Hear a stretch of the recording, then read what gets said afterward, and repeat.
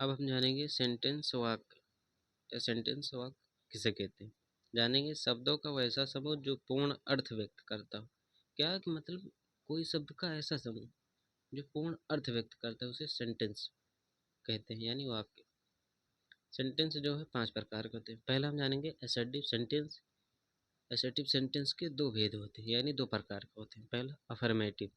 Affirmative जानेंगे किसे कहते हैं। जिस वाक्य से स्वीकार का बोध हो उसे अफर्मेटिव कहते हैं। जैसे आई ईट मैंगो। अब हम दूसरा देखेंगे।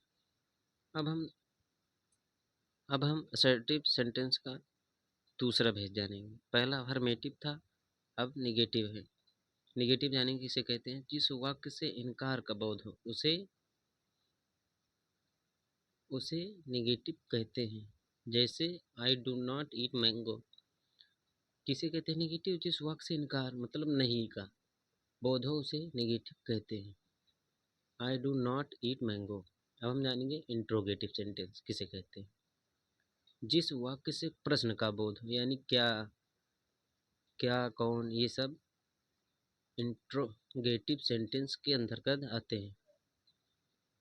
जानेंगे जिस वाक्य से प्रश्न का बोध हो उसे इंट्रोगेटिव सेंटेंस कहते हैं। जैसे is Ram a boy, what is your name. क्या, जैसे इज राम ए बॉय और दूसरा है व्हाट इज योर नेम। अब हम तीसरा जानेंगे इम्पेरेटिव सेंटेंस।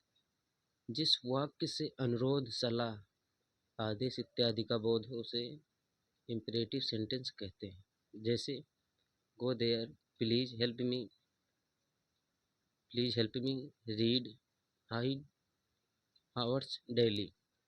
अब हम चौथा जानेंगे ऑप्टेटिव सेंटेंस। जिस वाक्य से इच्छा, कामना और प्रार्थना का बोध हो उसे ऑप्टेटिव सेंटेंस कहते हैं। किसे कहते हैं। जिसे वाक्य से इच्छा, कामना और प्रार्थना का बोध हो उसे ऑप्टेटिव सेंटेंस कहते हैं। जैसे may you live long, my God help him.